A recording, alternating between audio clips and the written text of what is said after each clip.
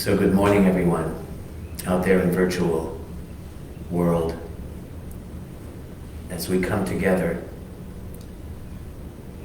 in this Sunday celebration, this Sunday and this month of July, we're focusing on freedom. And so the theme for this month is shifting into freedom. And throughout this month, we will be exploring how we can align ourselves to that aspect of our life that is already free.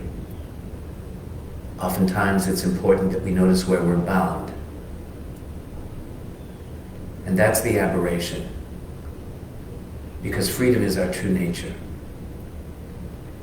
It was Thomas Jefferson that said, God hath made the mind of man free. And so if we're divinely made free by our Creator, notice where we get bound. I hear in the distance thunder. And oftentimes when there is a storm brewing on the outside, as even Jesus said to his apostles, you took the storm on the outside and you put it on the inside. We have a pandemic on the planet. We have racial injustice in our country. If we take the storm on the outside and put it on the inside, then we are cause to our own suffering. But if, on the other hand, we can access an abiding peace that exists right now, simultaneous with the storms outside, then that peace can be our default mechanism. So when turbulent thoughts arise, when emotional upheaval exists, we surrender into that peace. And I have to say, I'm hopeful that if we can be skillful as to how we approach this life that we've been given, we can then allow every unfolding moment to be an opportunity to return home to that peace. This is not a peace that we get, and it's not a peace that we can lose. This is a peace that we are already. And so I invite you to anchor yourself in the breath, breathing in, observing the conscious attention that that requires, and then exhaling and letting it go. Realizing that we don't possess the breath, but rather we become intimate with the breath. The breath is always offering itself to us with every inhalation. And with every exhalation, we offer it back to the world. Something as simple and as sacred as the breath. The more we consciously breathe, we can notice that there is a field of awareness behind thought. And that field of awareness, by its very nature, is awake, is fully present, and although thoughts may arise within it, it is free of thought. We call it awake awareness for a reason. And we rest in that awake awareness. The breath is conscious. We're resting in peace.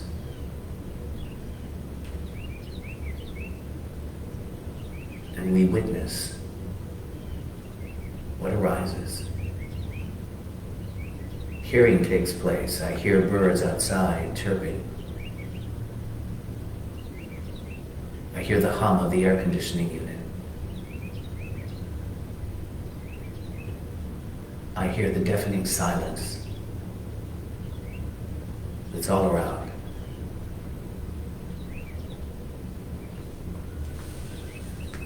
And all of this exists simultaneously for all of us.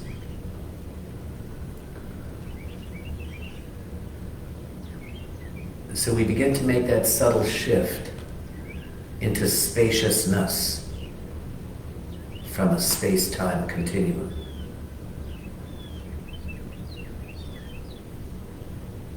When linear time collapses, that idea of past and future, it collapses into the present moment awareness. And then the past can inform the present, as it is doing so on the planet right now. And the future also can inform the present moment.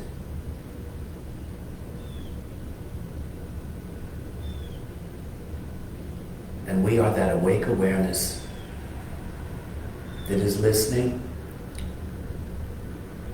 and by its very nature requires a beginner's mind. Not an expert mind, not someone who has all the answers, but someone who's teachable. Someone who can say, I don't know. And in that I don't know place, a fresh discovery can occur. To discover a skillful way to navigate our lifetime during these troubled times.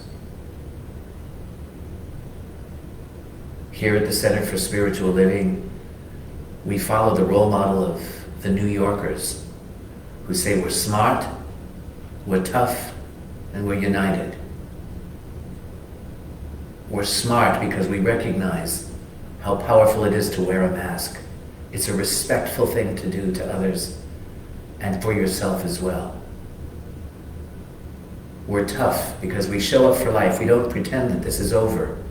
We recognize that we're just at the beginning, maybe in the middle of something that may be here for quite a while longer. But we're courageous. We're tough. We're going to get through this together. And most of all, we're united. We're united as a community. So we are safe here at the center, as safe as we can be. And we're doing our bit by raising the consciousness on the planet, one heart at a time. I hear Gene Houston in my head, who says, be not afraid, for we were made for these times. We are that new order of species, Homo universalis, the universal human, that can meet whatever arises and find a gift in it. Find this beautiful yes. This beautiful yes to life, even when we're going through this troubled time. So with that yes in your heart, 1,000 times yes, I invite you to open your eyes and join with us here on this Sunday morning. We're small, but we're powerful. I think I see maybe 8 people out there with masks on. And thank you for coming here this Sunday morning. It's always nice to have a little bit of an audience so that I can resonate, to see dear friends that I haven't seen in a while, to know that you're all alive and well. And where hope springs eternal. My beloved brother Gene and I, we're 2 members of the Hope Tribe. You know, we hope that this human species of ours will survive and grow and evolve and become better as a result of all that we're going through. Truly, I hope that this will awaken humanity to something that is greater. Last week we started this new series and I spoke about living with open-hearted awareness. And I spoke about 5 different minds that we have. And you know, the left brain loves logic, so I'll give you a little logic to chew on, and then we'll throw logic out the window and we'll dive into the mystery. But logic says that the first level of mind is your local mind, is your egoic mind, is the mind that has opinions and thoughts and beliefs, the part of you that's programmed. And we know so much of the world is caught up in that local mind. and they cultivate in their tribes. Gigi and I were speaking about Istanbul and how there it seemed to be contracting more into that local mind of me and you and them and us. And that's a kind of a painful place to be. Because if you're in your egoic mind, then it's you against somebody else's belief system, and we can be like that. We have the Republicans and Democrats heavily in that local mind place. But then if you are a meditator, if you do any kind of spiritual practice, there is hope that you'll find that second level of mind, according to Locke Kelly. And that second level of mind is what we call the witness mind. And that arises if you've ever taken a yoga class or you've gotten a good massage, like with April. You're lying on the table and you're witnessing the body surrendering. You're witnessing the thoughts arising. But you notice that the thoughts have a way of moving in and moving out.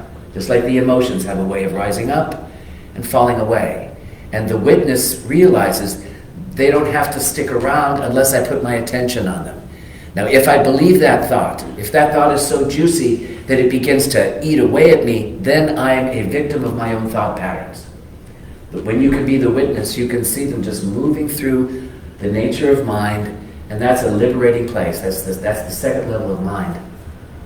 The third level of mind that Locke Kelly talks about, and I alluded to that in the opening prayer meditation, is what he calls awake awareness. And awake awareness is the context in which the content arrives. By that I mean, the context would be the sky of mind. The Buddhists call it the sky of mind.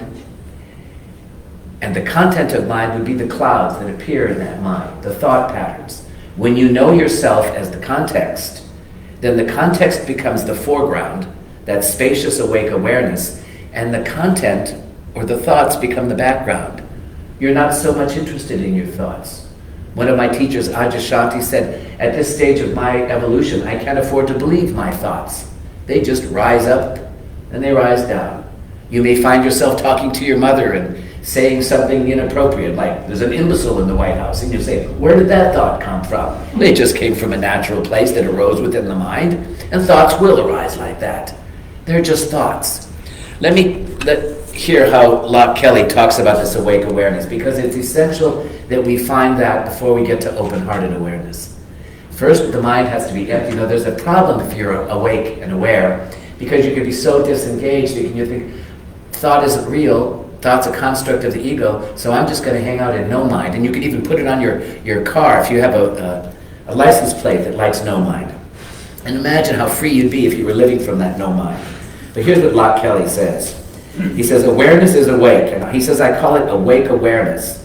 And awakening begins with shifting out of the way we organize our current mind and identity, which is creating ignorance and confusion for all of us. If you think you're in control, if you think you've got all the answers, you're deluded. And you're going to create suffering. He says we can learn how to shift out of a thought-based mind and into an awareness-based way of knowing. When I come into the center, there is an awareness here, and I'm so glad April's here today. There's an awareness that this is a safe place for me to grow and evolve. I could go down to the church down the road there and I'd feel condemned and judged and be told that I'm filled with sin. So what if I don't want those thought-based religions anymore? I want an awareness-based spirituality where this awareness flowers. It just naturally awakens within us, and it reminds us that we are more than we thought we were. We're not our thought patterns. We're not the belief systems. We're not the programming that we received, and we all received programming. We're still receiving programming, whether it's appropriate to wear a mask or not. I love that you're all out there wearing masks, and I have mine right over here. I'm only taking mine off so that I can do this little talk. So he says, when you move from awareness-based knowing, we can embody, connect, and welcome all of experience. We welcome everything. We welcome that sad little girl who sees an armadillo that was hit by a car outside her door. We welcome that picture of our president wearing a mask at Johns Hopkins. My God, he can wear a mask. And he looks good wearing a mask. I'm going to encourage him to wear a mask more often and set that role model for all of us. I'm getting it a little bit weird today. But he says, yes, this feeling of embodied awareness-based knowing is similar to being in a flow state, to being in the zone, to being in love. When you love what you do, it's not work, it's just joy. We were changing the light bulbs here the other day, and it was such a joyful thing, and even though it didn't work. He says, when you're in this awareness-based, you're doing selfless service, and you're laughing with your close friends. He said, it is being so fully alive in the now moment that you tend to forget yourself. You forget the me that has its opinions and its worries and its struggles and its suffering. And then you hear that beautiful Zen saying, you know why you're so miserable? Because 99.9% of the things that you talk about are all about you, and you're not. Let those who have ears to hear, hear.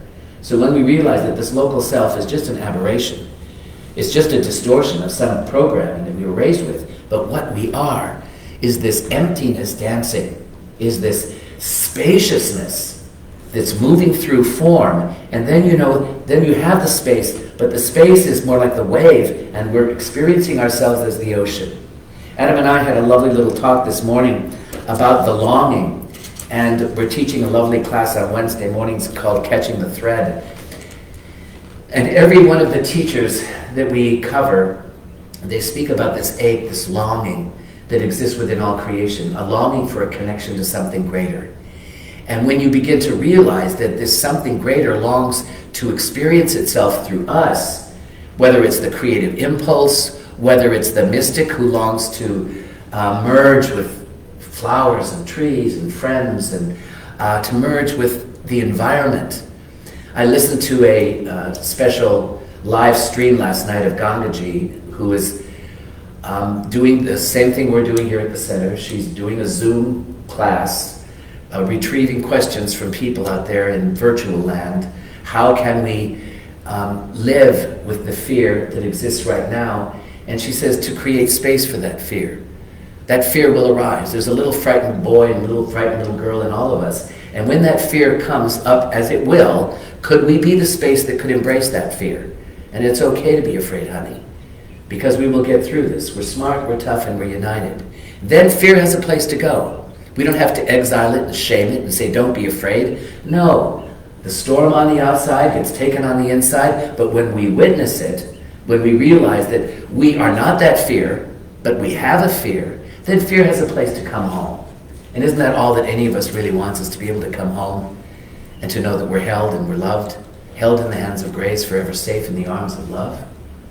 You know, the Divine Mother is always holding us. Sometimes if you feel really frightened and afraid, go sit under a tree and just feel the strength of that tree, just holding you. Adam was telling me that he has a little robin that's nesting on his front porch, and how she'll fly over to her little babies and she'll dangle the worm and she'll say, I'm not going to be codependent. You want the worm, you got to take the worm.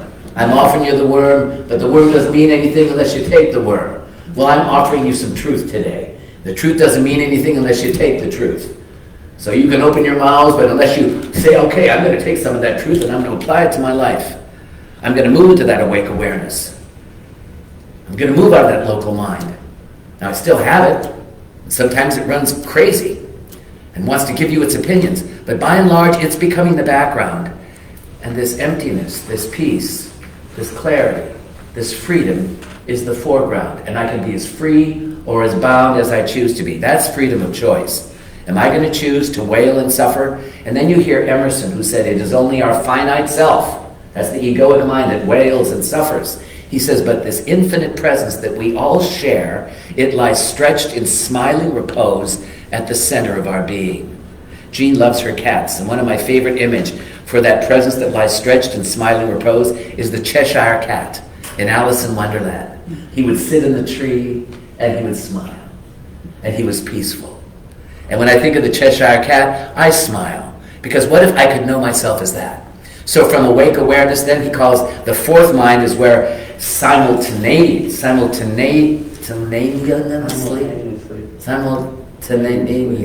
can't say the word. You have the local mind and the awake mind together. So then you can kind of dance. The storm clouds appear in the sky, but you realize they're just that, they're storm clouds. And you don't follow them, you don't engage them, you see them for what they are. And lastly, the ultimate place, at the very end of this long book, this erudite book, he said, hopefully you get to a place called open-hearted awareness, where the head and the heart come together. And you're primarily operating from a loving place. So whereas thought might want to be duplicitous, say this is good and this is bad, the heart says it's not good or bad. There is no good or bad, but thinking makes it so. So a troubled thought can come and a troubled emotion can come, but it's met in this equanimity place. It's okay. So you don't have good days and you don't have bad days. You just have days. And when you just make it a day, then some bad stuff happens during that day. And some good stuff happens during that day. But it still retains its integrity as just a day, and you say, yes, I've got another day to live in paradise, you know? My beloved husband's sister has cancer of the tongue. And she's going through these draconian things with the oncologists. And literally, Susan, it's one day at a time. They have their weekly phone call on Saturday afternoons, and Trey went to call her because they have this hour where they speak together. It's a beautiful brother-sister relationship they have. But he says she can't speak now because the tumor's so big in her mouth. So he said, I just had to say, Susan, it's painful for you to talk, so we're going to have to find a new way to navigate and to still keep the heart open. So while we're going through these troubled times, could we navigate in a loving way? Not in a fix-it sort of way, but in a way where I'm here to serve in the highest way I can. And if I can help make your appointments with your doctors, if I can help bring somebody in to drive you. She has cataracts in the eyes, she can't drive to the doctors. So now he's being the helpful brother, the brother's who's serving her. And in the serving, he served. So it's not about, ain't it awful? It just is what it is. You know, there's a beautiful saying, and when you catch the thread of a truth that resonates with you, just like the little fish that get the worm, catch the worm. And this is a thread that really impacted me years ago, when someone said, all suffering is simply a resistance to what is. So Susan has mouth cancer. We have a pandemic. There is racial inequality. We know this. These are all truths. If I resist those truths, if I pretend they're not real, then I suffer. But if I can open to them and say, okay, yeah, we do have all this going on right now. Can I navigate it in a loving way, in a skillful way? Jean always gives me hope, and so does Anne-Marie when she says, we'll get through this. There's a strength in that affirmative statement. We will get through this. And I'm going to know that we will get through it and we will be better human beings, because if it doesn't improve us, we don't stand a chance surviving on this planet. If we can't awaken, the planet is sick right now. Our environment is suffering. Nature is suffering. It needs an evolved response from humanity, a compassionate, evolved response. You know, I'm really heartened by the Black Lives Matter movement and all the people coming out and talking about it. They're not going to accept the police misappropriation of force and power. That's not acceptable anymore. So we're having the conversation. It's like a dysfunctional family. April and I know what that's all about. We're going to have the conversation with mom. We're going to have the conversation with dad. And this whole pattern is not acceptable anymore. We're going to create a new one. There's something that's really hopeful about that. Then we don't have to be a victim of the past. We can learn from the past. The past can inform the present. And we will do the smart thing. We will do the kind thing. We will do the compassionate thing, the loving thing. And we'll do it all with a great big yes to the universe. A big yes to the universe. I taught a class about a year ago, and it was on this little book called The Deepest Acceptance by Jeff Foster. And it's amazing to write a whole book just about one simple idea, to accept what is. Because it's in the not accepting of what is that we suffer. And when you have the deepest acceptance of even the most painful things, like a beloved taking their life, that's a really painful thing to go through. And you can still not turn away. There's the potential to be present in a way that is profound. So let me just give you a tiny taste of Jeff Foster. He's such a poet, such a mystic. He's a non-dual teacher. And my whole book is just all marked up. But he talks about Nisargadatta, who was the great mystic from India. And you've heard me quote this many times, but it's so powerful. Nisargadatta said, when we awaken to the fact that we're nobody, no body, separate from another body, he said that's when wisdom begins to flower within us.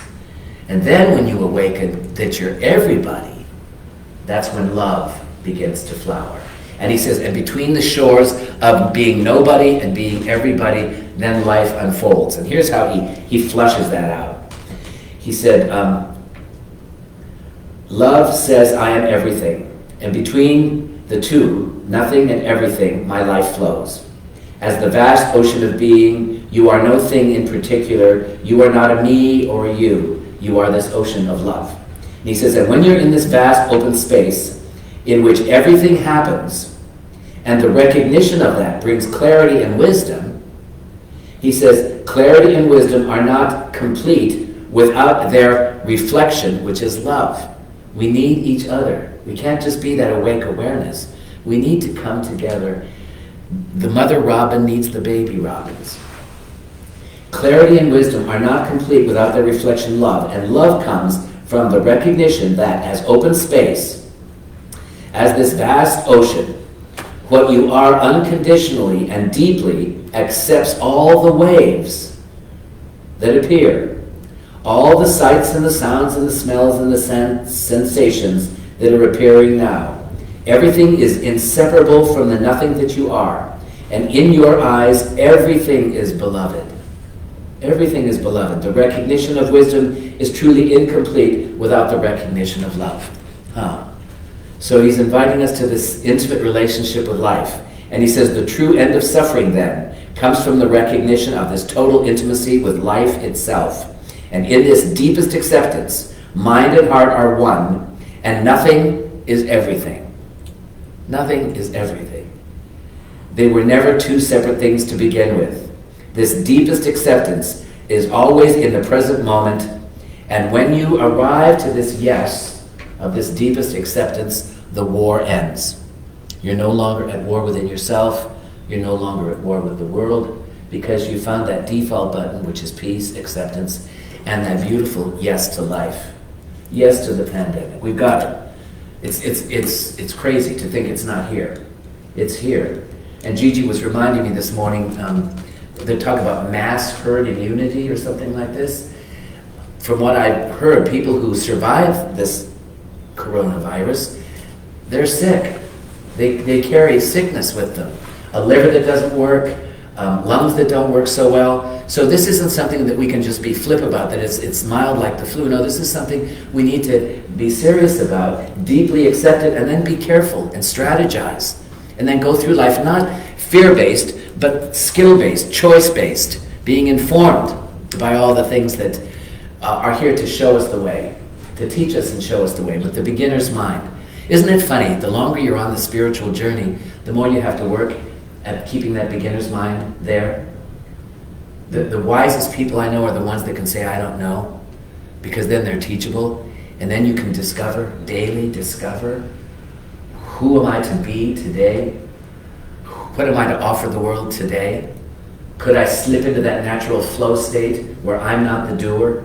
You know, April gives the most beautiful massage because she moves out of the way and lets herself be guided in what she does. So what if we're all here to get out of the way long enough so the no mind can operate through the local mind? So that this open-hearted awareness that says I'm one with everything can learn from the robin as she's feeding her little babies on the front porch. Try to be not a codependent mother, but a mother that is empowering her little baby birds. When Adam told me how they used to put their little beaks in her and she would regurgitate the food from her to them. Now she's getting a little bit more feisty. She says, you want this? You got to take the worm from your mother. I'm not going to stick it in you. You're going to have to come and get it. And ultimately, she's going to encourage them to get out of the nest and go forage for themselves. So what if spirituality is like that as well? Once the truth begins to awaken, it's empowering us to go out and do what is ours to do. You know, whether it's to water that plant, whether it's to fill up the bird feeders, whether it's to... I was out there working in the garden yesterday, and there was this man walking down the street with a lawnmower. And he said that his neighbor was having trouble walking, so he was mowing his yard for him. He's walking down, it's hot as blazes, he's got his shirt off, he's dripping wet, and he's got a mask on. I thought, what a kind thing to do. He went and mowed his neighbor's yard because the neighbor was having a hard time walking. So did he ask, you know? He saw something that needed to be done and he did it. So when life will show us what is ours to do, you know, if we just open to life. And maybe it's just to give your neighbor a smile. Maybe it's to hold the friend of a hand of a friend who might be a little afraid. Maybe it's to go pick up groceries for someone who doesn't have a vehicle. This week I was to go to the court case where a member of our congregation, there was a child custody suit, and she asked me to be present with her in the court case. And she's very surrendered. Whatever happens to the kids, she said she'll be at peace with that. But she said she just needed someone to be there as this calm force as we went to the trial. As I'm waiting there for her, she doesn't show up, and finally I realize she's not going to show up at the court case, so I go home from the court case, and there's a text from her that the attorney has been exposed to the COVID-19 and they had to postpone the service. I was supposed to be deposed by that attorney 2 days before, but I chose not to go to the deposition. Now, had I gone, an innocent meeting might have been dangerous. So life gives you these little moments of wake up. You've got to be so conscious, so careful in what we do as we navigate during these times. So I'm talking about that beautiful yes to life. And my friend Dr. Stuart Grayson has a little needle point in his office in New York City, and the needle point is over his desk, and the needle point just says yes. And he says, I try to live my life as a yes to what is. Recognize what is happening, allow it, integrate it, if it's fear, if it's anxiety, if it's confusion, and then nurture. Whatever arises, love that. And so I was thinking about moments when you have to say yes to what life brings you. The universe always says yes. We have a pine tree that's growing out there in a container. She planted herself there many years ago, and she has this will to live. Her mantra could be yes, and right next to her is a sycamore tree, and that started from a little seed that planted itself in a crack in the asphalt, and that seed said yes to life, and it put its roots down. And there's a horticultural principle, as below, so above. So that 15-foot tall tree has got a 15-foot root, at least, going through this hard thing because it wants to live, because it said yes to life. Could we learn from that as an oracle, as a teacher? If that can live, so can I. Sometimes you'll go for a walk in the mountaintops and you'll see a tree growing right out of the rock. It must have had one hell of a desire to live when it forced its root through that rock and found nurturing and water out down below. So could we find that in our own life, to say yes to life? When I have said yes, I realize the universe has a way of assisting me then in making it so. Now, years ago, my husband went back to graduate school. He was 30 years old, had a midlife crisis, went back and got his master's degree in education. And he was going to be a school teacher, and he was qualified to teach science and math. So he graduates at the ripe old age of 31 years old, and he tries to get a job as a teacher. And we were in Atlanta, and everywhere he looked, he couldn't find a job. So I said, why don't you try the private schools? Because he went to a private school when he grew up in New England.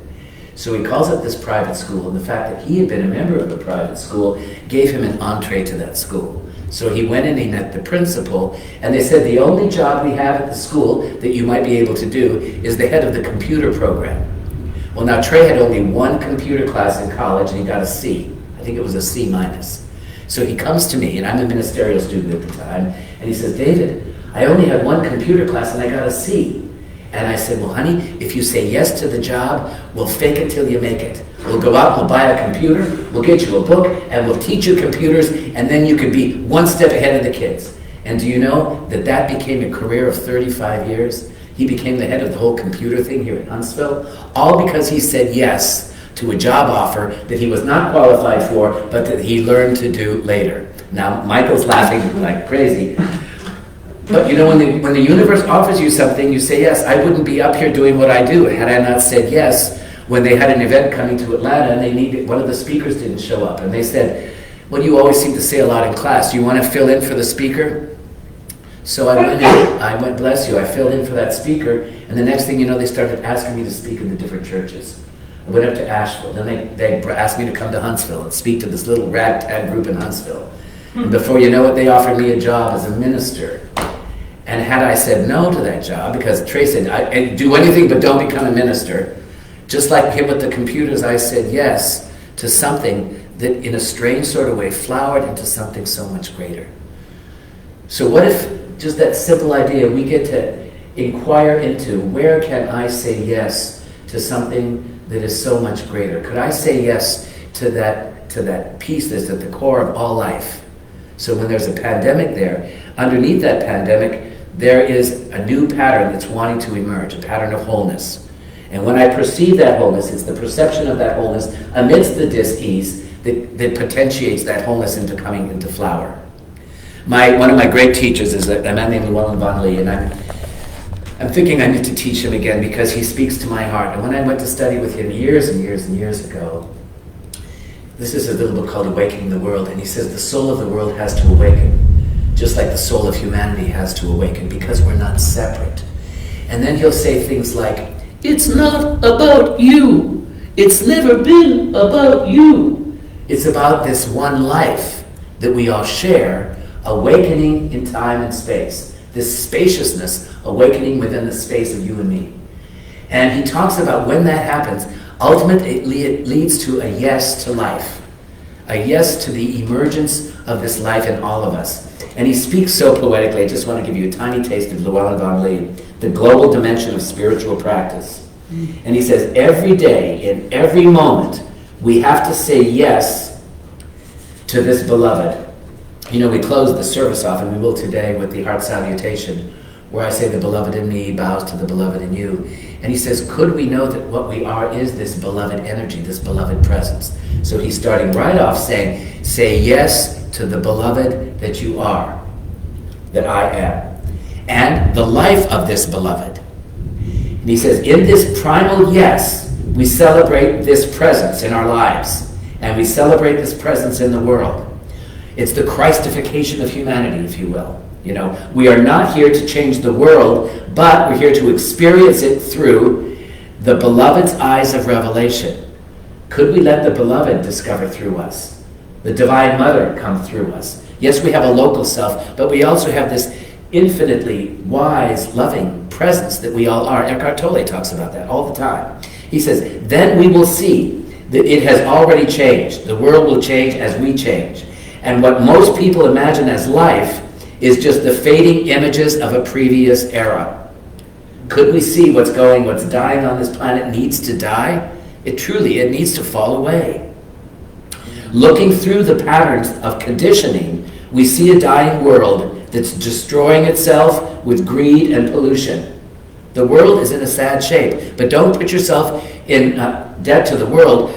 We need to put ourselves in debt to the universe, to know this beloved, this higher order of being. He says, and through the eyes of this revelation, we will see a new world forming amidst the shadows of the old world. We need that more than ever. And he talks about bringing the sacred back into the mundane.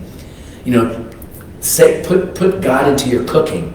Put God into your salesmanship. Put God into your lovemaking with your partner, with your children, with your garden.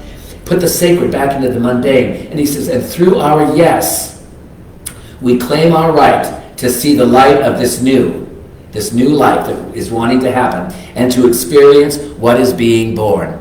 Adam shared with me, he was reading Eckhart Tolle, and he said it all boils down to that simple idea, die before you die. And I said, well, that's right out of the Quran. It says it in the Bible too, die daily to be born again in me. What needs to die on this planet? What outmoded thinking? You know, racism has got to die in our lifetime. I hope to God it dies in our lifetime, where we don't call them black and white anymore. Where everybody is sacred. Every single life.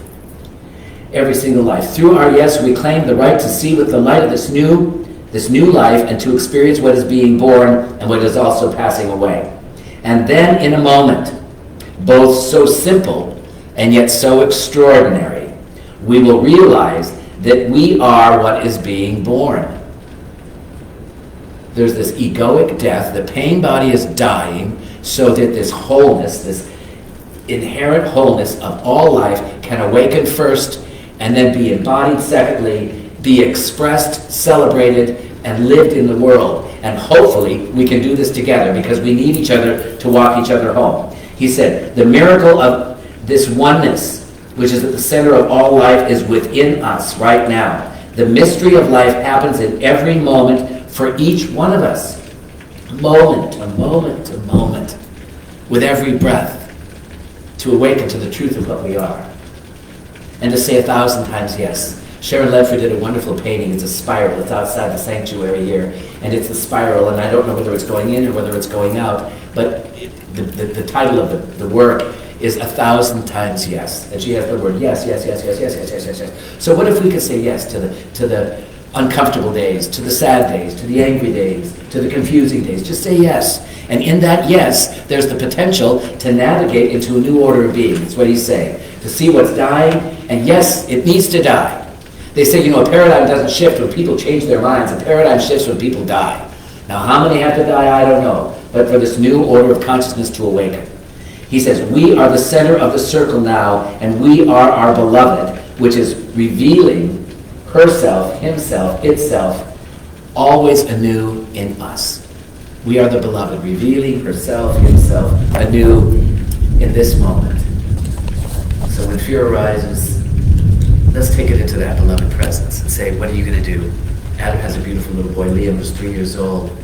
A 3-year-old child acts like a 3-year-old child.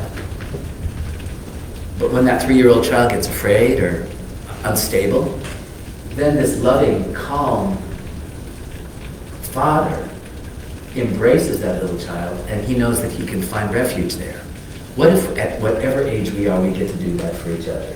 Gigi's been a refuge for me I don't know how many times. I probably wouldn't be sitting here today if she hadn't told me that what I was experiencing was a heart attack. Because the medical doctor in the church said I just needed a good bowel movement and I'd be fine. I'm sorry, that wasn't the answer that I needed in that moment. I needed someone to say, maybe you need to check that out. Some calm, clear voice when I didn't know. And then to find that the greatest thing was to embrace myself. And that heart attack took me into an intimate relationship with the heart itself. And so what if the potential is, if you stop making it wrong and stop making it bad, that it has the potential to liberate us. I watched Gangaji last night in her beautiful testimony, and she basically said, what's really important when these fearful things happen is to know there's a part of us that is already free in the midst of the confusion, and to put our attention there. And then life becomes a simple practice of attending to the moment. That's all we're doing. We're attending to the moment. We might have a Liam moment that's kind of crazy and afraid, and we attend to the Liam moment. We might have a moment where we have a reaction on the phone with our mother, and we say things that we maybe shouldn't have said. And it's just a moment, and then we say, I'm sorry, I was just having one of those moments where I was in a reactive thing, and I probably said things I shouldn't have said. But now I found that place within me, that open-hearted awareness. I found that yes, 1,000 times yes, and in the midst of what is, I'm navigating with you by my side. And sure, things will happen, and mics won't work, and computers will go on the fritz, and yet we'll still get through this, because we're strong, we're tough, and we're united. So let me go into a little closing meditation, because I like to begin and end at the same place, in that open-hearted awareness, where we started. Listening to the rain outside. There's thunderstorms all around us. And yet I'm not taking the storm on the outside and putting it on the inside. Rather, I am being the stillness in the midst of the storm. The eye at the center of a hurricane. The calm amidst the turbulence of the energy that's all around. And in that calm place, I breathe. And I notice that calmness is always there. It's there when I'm in the local mind and it's running away with a dirty idea, thoughts that seem to obsess me, addictive thinking. The calm is there in the midst of that. And so I shift into that second level of mind where I'm witnessing this calmness. I'm witnessing this peace. And it says, I never went anywhere, it's only you that went somewhere. And I say, thank you, peace, for reminding me. I'm always there. I'm waiting for you. Come home to me. I'm always there waiting. So I say, yes, yes, I'm on my way home. And he says, don't rush because you're already there. Thank you, peace. Thanks for reminding me that I'm already there. And in this awakened place, in this spacious field of awareness, love begins to flower because I know that I'm everyone and I'm everything. I see that little robin feeding her little baby birds and know that she is teaching us how to navigate, to take care of one another, to do what is yours to do, and you will know what that is. To feed your little children, to empower them to feed themselves. And so life is the great teacher. And life, we all share this one life, and it's God's life. And so as we move into God's life, and we feel that we are here to say yes to the beloved, that we all share an awakened presence within us and all around us. And as Jesus says, when two or more are gathered in my name, meaning my nature, as that awake, aware, loving presence, I am there. And so we come to meet in the Christ energy, the Christ presence, the Buddha consciousness. We come to meet in the light of the one that knows no other. We come here to meet in the love, a love that by its very nature is unconditional. It's the givingness of the universe to itself in an intimate way. All of these are operating simultaneously in all of us. And we rest in that deepest acceptance that we've already been given the gift. And so gratitude begins to flower. To be grateful, to be alive, to be grateful, to be safe, to be grateful to have our health, to be grateful to have the beginner's mind that is teachable and open, to be grateful for the hope that springs eternal in a troubled world, where we can say hope is springing eternally in my heart. I have hope for humanity. And all of this is happening for us. We are all in a natural flow. It's the flow of life, teaching us, showing us the way. And we are teachable.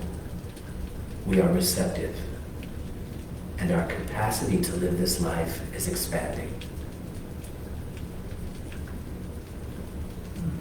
There's a beautiful chant that says, I am opening, I am opening. My heart is ready to receive. I am opening, I am opening. My heart is ready to receive.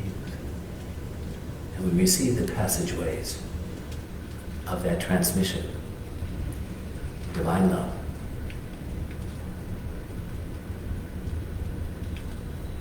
Clarity